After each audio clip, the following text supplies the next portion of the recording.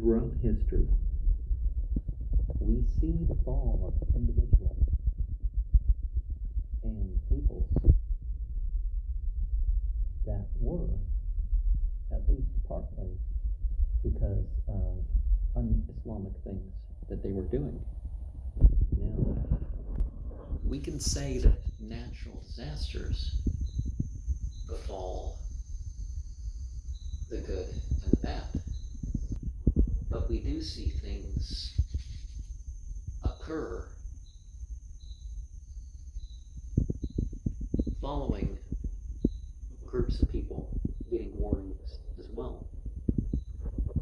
There's an area of Saudi Arabia where the Muslimin are not allowed to go, and it weirdly has some environmental issues, like the lack of ozone. There seems to be an ozone hole above this one area. And it's not just, oh, well, the season changes and it goes away. No, something about this area does that, and there's some issues with the water and stuff. So a Muslim isn't supposed to get goods from that area as well. Sometimes what happens is because people take a piecemeal approach of things, and it doesn't work when you have part of the system, and therefore people blame Islam for things that wouldn't be the case if more of the deen was practiced. We need to work on our attention, on our devotion, and such.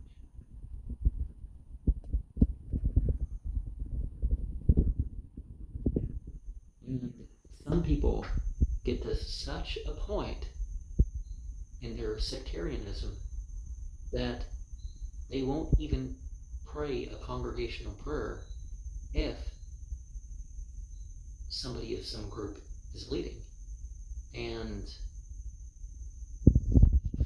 it's happened to me in multiple regards. One person, because I was physically disabled, and somehow faith should have healed me and made me more straight in my position. I'm like, I have some health issues here, man. But yeah, there's some people who don't pray in the group, and I've seen it happen with others more generally too. And it started under Ali, when some people came to Ali and said that they weren't going to obey his command. Now, I weren't saying to obey me, or that my school of thought was the thing, or anything like that. But of course, Ali was saying, let's judge by the Quran. Not by these tribal conditions, let's judge by the Quran. Asim bin Wa'el, Abu Lahab, Umayyah bin Khalaf, Hisham bin Mughira, and Abu Sufyan bin Harb was the five that people thought was the father of Amr bin As. And he was more known by his mother in the end, Layla and Zia, who had the surname of Abika. And she was a singer, a lot of singers. She was also a partisan, you could say, and she admitted that all five of these people could have been the father. It was, they on the mistake that some of the Vedic religions, and it's like they all are the fathers. Like, well, one of them is right, or who knows, it could have someone else if you know. And we need to be aware of what has been said that is going to happen.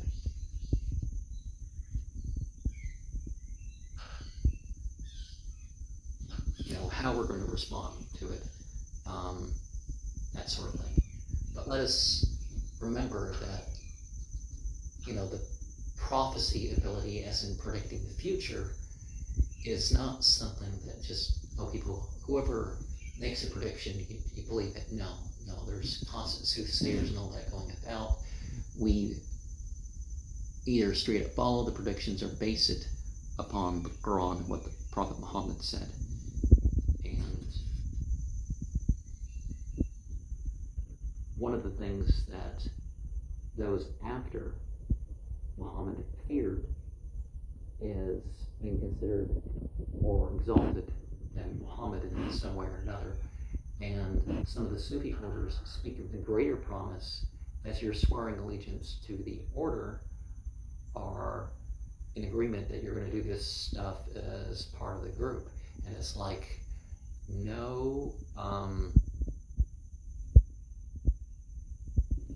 you know, that's not the greater promise. It's, it might take you further per se once you've done the required, but you can't pull off the required and say that the other is going to, you know, give you extra worlds in paradise when,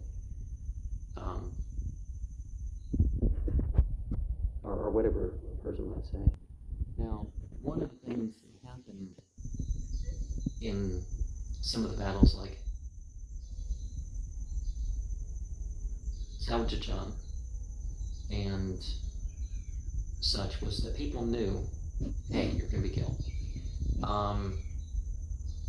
Hussein was warned of what would happen that year, and if he went there, but conditions made him go there anyways. And could you say it was wrong for him to have gone there? No.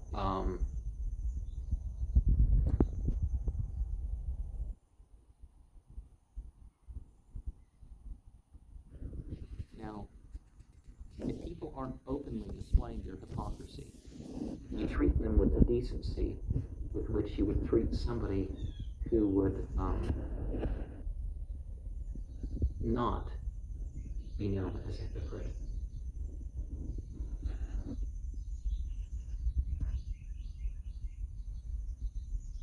And Islamic law judges upon the physical evidences. If there's secret knowledge, if there's spiritual knowledge about a matter, but there is not given physical witness, then, you know, the judge must still judge upon that condition. Prophet Muhammad said, you know, we have to lay down, this is how the law works.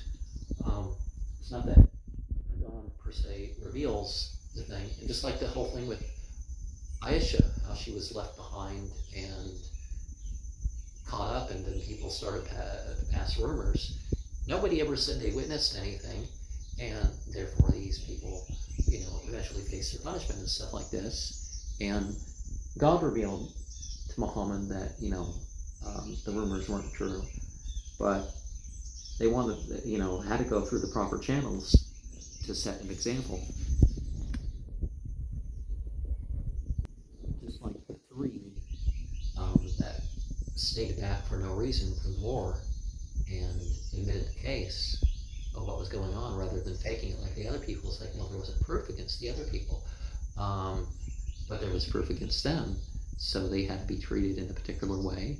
And when the shunning was over, it's like, you know, I was waiting for the judgment of God, but, you know, the example hadn't been set publicly. Just like the person who it was said that even if the guy had gone through with his crime, he repented of it like no one, well, not like no one, but, definitely enough to counteract what could be the death penalty offense. Now, when people practice thaumaturgy, one of the things about it is that the feats should be in honesty and based around knowledge. And anything that a person achieves or experiences by it, it's only a reflection of the sort of things that the prophets experienced. And some things, rather than being divined, they were passed on by some individuals versus other individuals. Emma having some extra information because they were the close students, and Masum is a reference to them being innocent. So they withheld believing or acting until they looked at what the Quran actually said. And one of the things that we need to remember that Jesus, Muhammad, any of the others, the power that they operated was by God's permission. The Bible lays down the point that the cup was taken up. If you let this pass from me, the hour wasn't known by Jesus, etc., etc. It was all according to the permission of God. The Bible has in multiple places it's shown that you don't do anything in Jesus' name. You don't call him just Lord. You have to do the will of the one who's heaven. Not what Jesus liked, what he was sent with. That's what we're supposed to be doing. Now, some things were personal advising, and so whether it was done in the family or stepped aside, Muhammad would give people advice that people wouldn't hear, but it wouldn't be some spiritual guidance that the other people didn't get and, was passed on like that. And the 70 people at a time that were appointed to different roles in the society, this was also done through,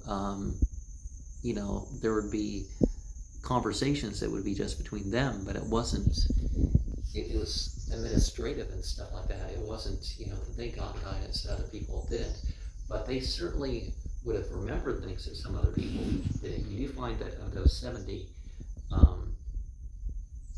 you do find people, teachings that aren't narrated through other individuals. And the knowledge, there is the direct experience that confirms things, and, but the personal knowledge that's, like what do some people say? There was someone who said that the Satanist is his own prophet. It's like, well, some of them, but most of them are just, it's a religion that they're not entirely basing on their own experience. Like others, maybe they're motivated to be a part of it, like any other thing. So not even them. So don't fall for that thing that you're just doing the right New Age cult and then you're psychic and are whatever. A lot of people, a group that I'm looked into, this woman, she said that she encountered the devil and the devil couldn't get her one way, and then she starts getting all this stuff from the aliens and fairies and all that stuff, and it's like, well, they're just coming at you from a different angle.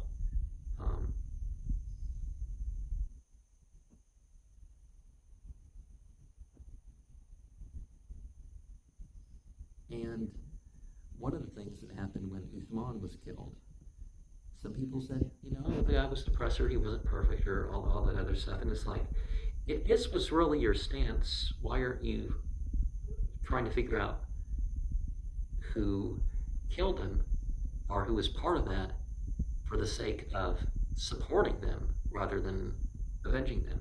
The whole thing, just makes sense with Talha and some of those others that spoke up. And, the Quran is there intact for us to drink from the spring of it. What Muhammad was inspired towards, it's there to further help us, understand these things.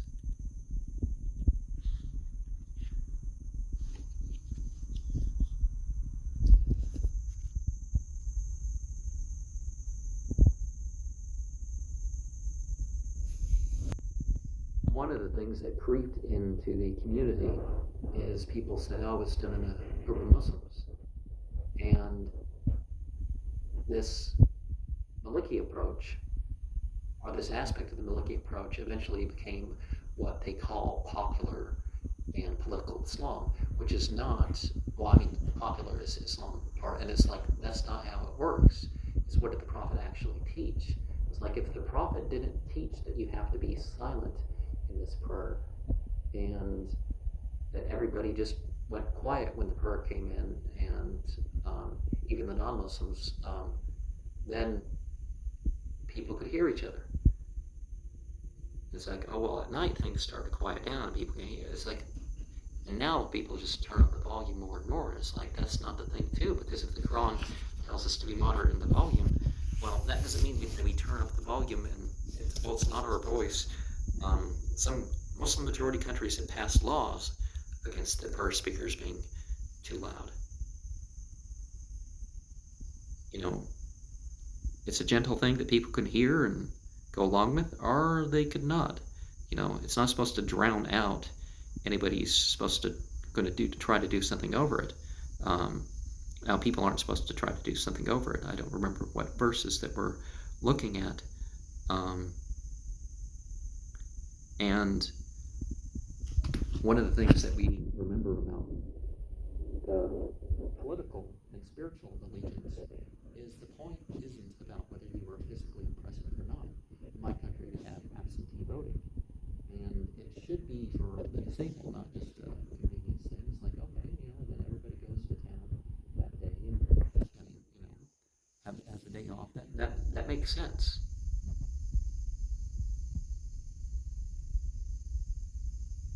And if the person or group that you don't prefer yourself becomes part of it, it's like, well, you support them in what's right and don't support them in what's wrong.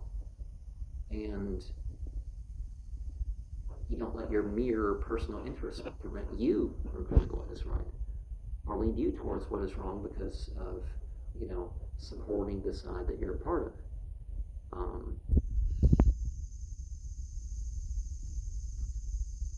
And Ali wasn't kept away from the caliphate, at least during Uthman.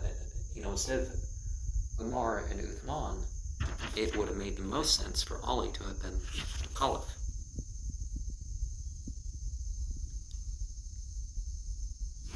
And the fact that he spoke up, people would say, but, if you really had the right, it would just fell upon you rather than, you saying something about it. But one of the things that's clear from reading this book is that Ali didn't make an issue unless there was an issue via what the religion had to say with how the people ruled. He definitely spoke to Umar when he thought there was some that, he advised him, but he definitely didn't orchestrate any sort of rebellion. And those sayings about the people that you're not supposed to exaggerate about, that you're not supposed to be the enemy of, but you're supposed to be on their side, there's indication that referred to Abu Bakr, Umar, Uthman, and some others too, because Ali, of course, wasn't the only person mentioned. Abdul Basir, for example, was one of those mentioned in some of those narrations. And greed, let's not define greed in terms of anything other than exceeding what your needs are. exceeding what your rights are. If you want something beyond that, it can be said to be greedy. If you want even what's right through what is wrong, then and so one of the things we need to remember is that God has given a space for every living creature. God has given the means for the living creatures to do what they are supposed to do. Certain things may happen, animals may die, various things, and I do mean humans among that too, but we need to remember that this idea of scarcity, we don't have enough resources in the world, it's not true. You can feed, without addressing the alcohol problem, you can feed billions more if that's the case, but they said that with the current technology, 21 billion people can be fed out of California. So I'm not too concerned about that. Elon Musk pointed out is that desalinizing water and otherwise providing clean water to the whole world is nowhere near as expensive as people think it would be. And back to the whole sectarianism thing, let's remember outer Islam, you just leave people like that and they have certain rights over you. You pray the funeral prayer, you greet them, etc., etc. Now, if people have enough outer Islam to be considered Muslim, but they violate some things like, if they're going to eat the haram food, even to the masajid, the mosques, people bring food that's not lawful. But I don't think they really do it intentionally from that perspective. One, they've been fooled to thinking that the low-level intoxicants are allowed for other than survival reasons. So people bring coffee and stuff. When the early community did not take part in the coffee, which was available for thousands of years in southern Arabia and Africa, not too wide of a spread, but people knew it existed. Caffeinated teas were available through most of the world, but the Muslim did not take part in that in the earlier 4 or so generations. But I mean, ingredients that are in the food that people don't understand, it gets very difficult nowadays. Now there's unhealthy stuff, and you should bring stuff that's healthy only. Now, okay, stuff with added sugar, but you know what I mean, not the weird, all these weird chemicals. But a lot of that's not. But some people outright will consume the unlawful, and you don't have to join in the gatherings where the 5 forbidden things to consume are on the table in a in that level of way.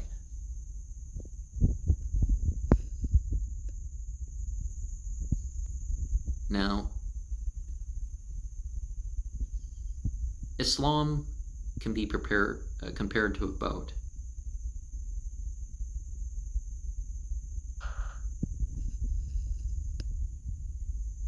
A boat that carries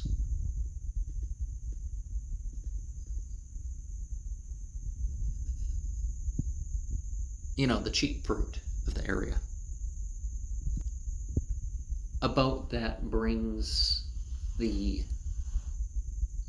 good smelling resins and such. And do you know where to bring it? Are you taking your time? Or are you,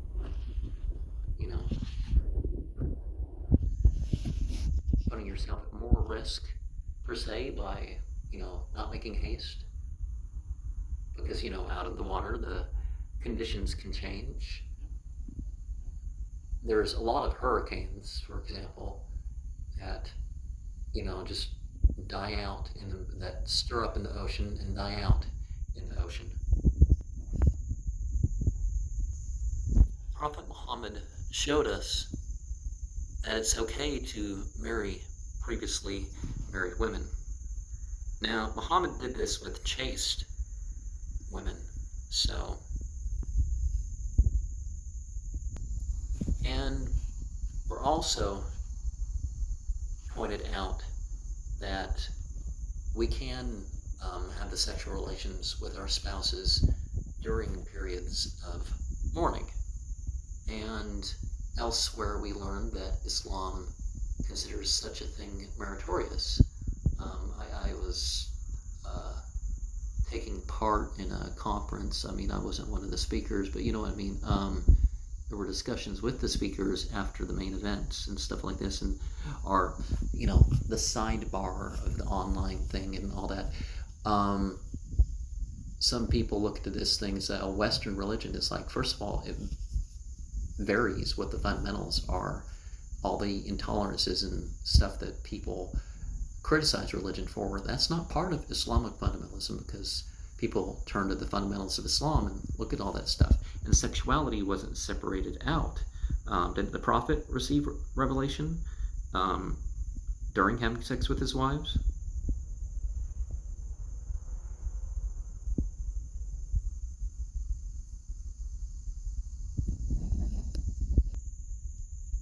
Some people say that Zainab and Ruqayya were the daughters of Hala rather than Khadijah, and therefore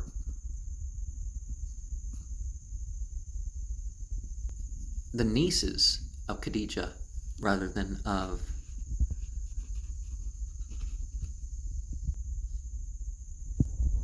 an output of their marriage. Socially, they would have been regarded as daughters, but people, it wasn't the same. And it wasn't till the death of, mentioned in Bukhari, Volume 1,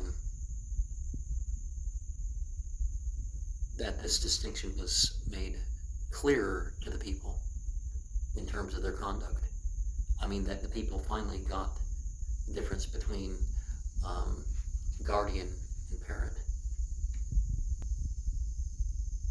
Uthman was married to Ruqayya and Kulthum. One of the reasons for finding spiritual knowledge, rather than just being an explorer of consciousness, is that the pitfalls. It's like you don't wander around in the dark without a light and without feeling and all that. And if you skip a feel, you could of the ground or whatever, you can fall in the dark. Now, there's a way of walking that you can kind of gauge your step, and you don't let go of the other leg and all that stuff. But you don't fall into so many pitfalls when you follow a religious tradition, and that's why sometimes it's usually better to be a conservative than just somebody who's exploring, because sure, you make some of the mistakes that are made that other people made, but then again, most of the conclusions are going to be right, and you're going to still have enough the tradition around to guide you further to the actual fundamentals themselves. And when we admonish people, we should generally be careful in our attitude of how we admonish people.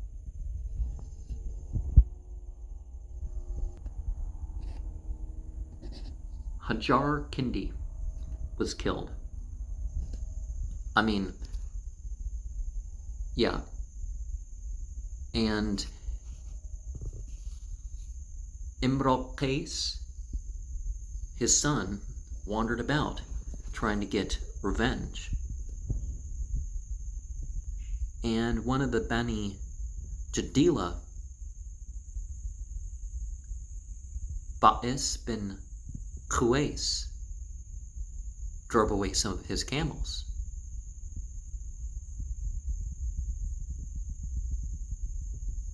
And then his camels were needed, and then he complained about this. Khalid showed up, and is it Walid or something? He, Khalid showed up and got the camels back by swearing that he was a guest. And some say that he kept the camels for himself. And Imral Qais composed some poetry in response.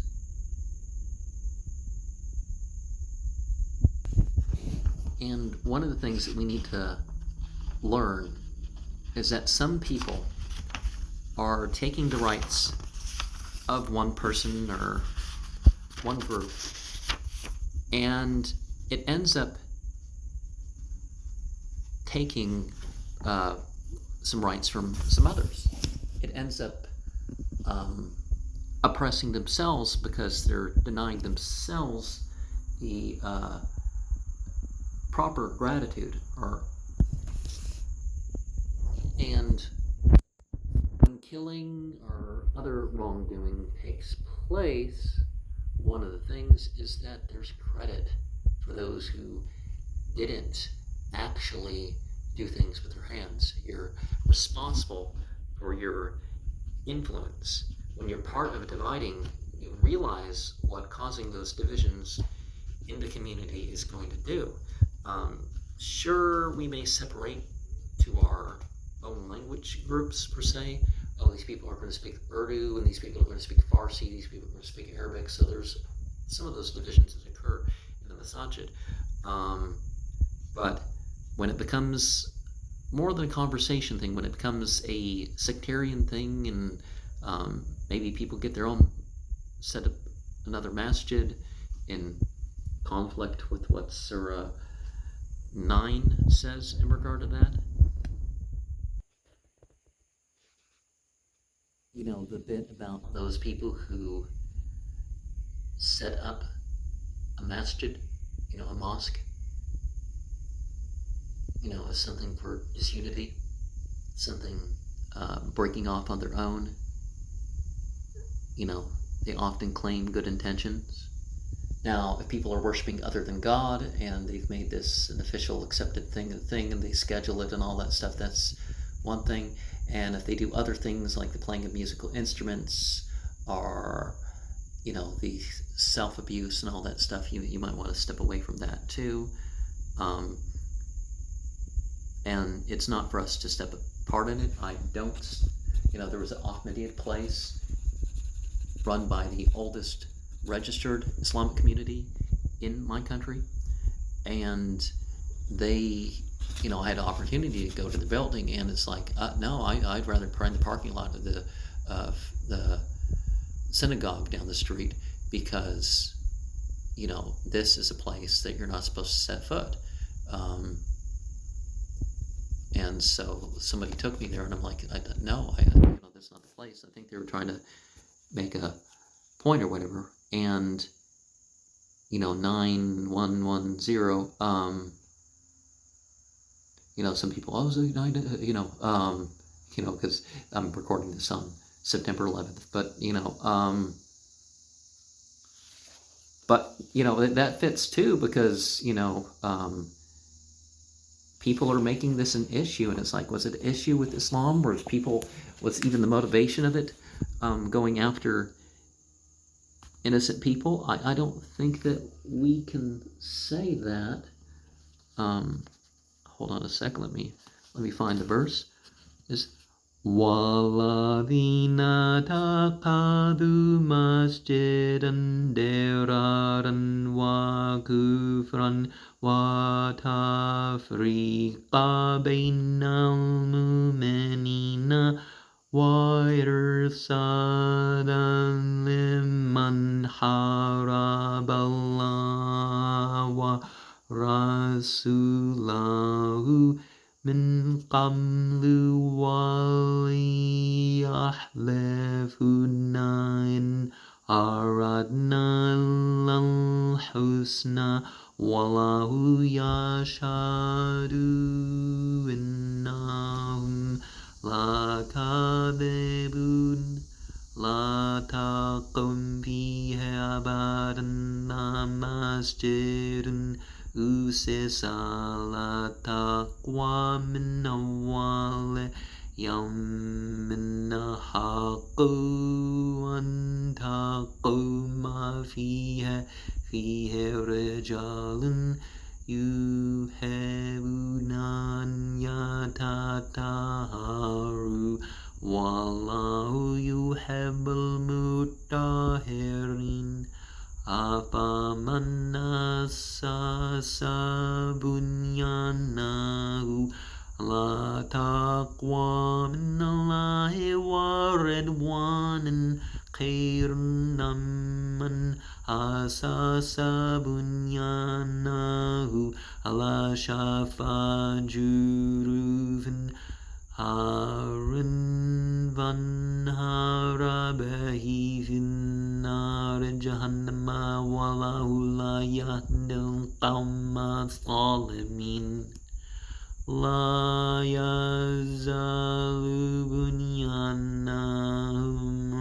الذي بنوا ريبة في قلوبهم إلا أن تقطع قلوبهم والله عليم حكيم. And that chapter is unique in terms that it doesn't start with Bismillah ar-Rahman ar-Rahim. Because, well, look at how it starts. You know, it's a disassociation with the disbelievers. It's making clear that some things are going to happen, and that God, who wasn't, what was the thing? Not in my name. Yeah, that was the name of the documentary. And they couldn't find anything about the Quran about attacking people just because they disbelieved, or mere blasphemy or mere apostasy. So they had to take a verse from that, part of a verse from that chapter. They couldn't even finish the verse because they couldn't even, but they found all this stuff very explicitly taught in Buddhism, Christianity, Judaism, various forms of Hinduism, but they couldn't find anything in that. And speaking of the roles, Abu Bakr was sent forth with part of Surah 9, and then when the rest of it came, Ali was sent forth. Now, we do have the indication that Ali would not have been sent forth if Abu Bakr had just, had the whole chapter. So Abu Bakr was sent as an emissary with that chapter. And so let's not make exaggerations about the whole thing. And let's not excuse some of the behavior against Ali or whatever, because, it's the Prophet's wife. And it's like, yeah, but didn't the Prophet correct some of these people during their lifetime? But Ali, do we have any traditions where Ali was corrected by Muhammad? He was instructed, Ali was sleeping in the masjid, and Muhammad came and woke him up and said, you need to go. But once he got the command, he, dealt with that. But, you could sleep apart from your wife, and you could take reprieve of whatever sort in the masjid. Well, not whatever sort, but you know what I mean.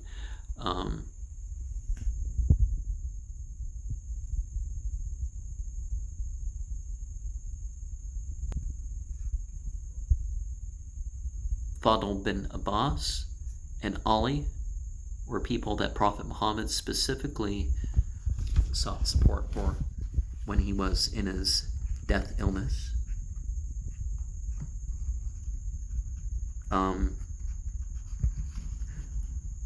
when there was specific reference to Ahl Bayt, Muhammad would refer to Fatima, Ali, Hassan, and Hussein. Now, just because it says that the issues at Basra, I'm piecemealing a bunch of different things here, so excuse my jumping from thing to thing. I'm talking about comments from various things.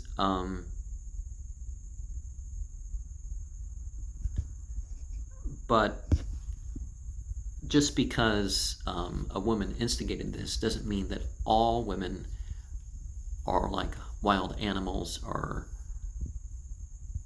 carnivores or carnivore. Okay, I thought I was going to say carnivals, but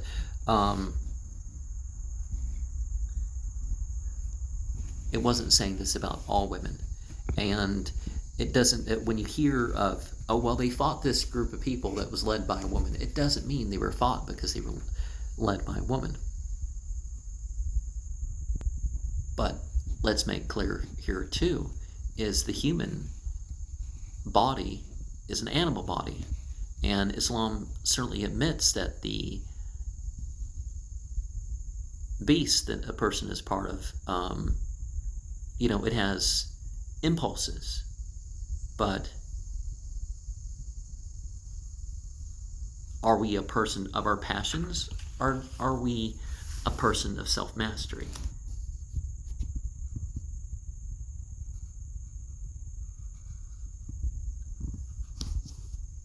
And so let us reflect qualities that may have started in us at particular times or have changed in us. But God's qualities are beyond them being such a thing because of creation. Now we know them in terms of creation. There's a lot of talk about the speech of God and all that stuff, but if something's the action of the speech of God, it's therefore a creation. So something that is the case of this, but God's beyond time too.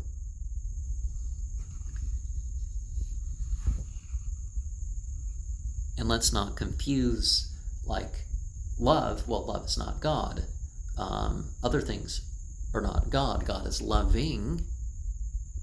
And if we were aware of our spiritual bodies, our real self, well, God's holiness is beyond that. Just like we know that from some other creations, that their holiness is also it's almost like there's a different dimension. It's like humans being on 4 or 5 dimensions or something like that, and then the jinn being on a 6th, and the Malaika being on a 7th, and it makes sense in some regards, but perhaps we're on 12 dimensions or 10 or something, and they are too, but they have a different approach. But we see this indication like they see us or they interact from, in a way that we're not. It kind of, because you compare 2 dimensions to 3 dimensions and 4 dimensions to 3 dimensions and so on and so forth. It's like there's this extra angle you can go about things.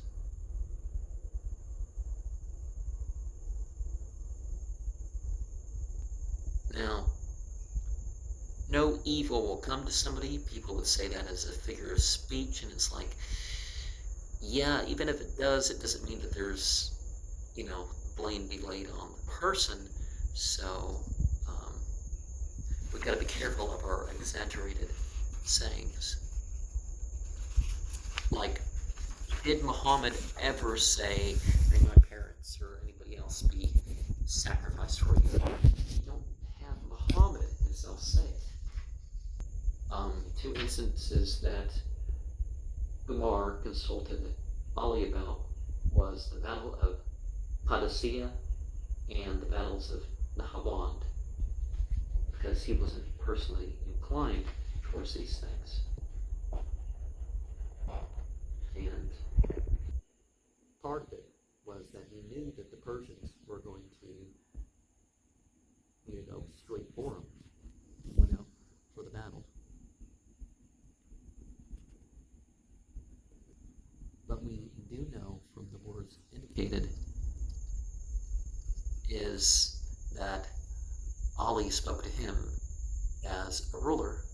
Ali spoke to him advising him to work for peace and security and use any funds gained and all that stuff.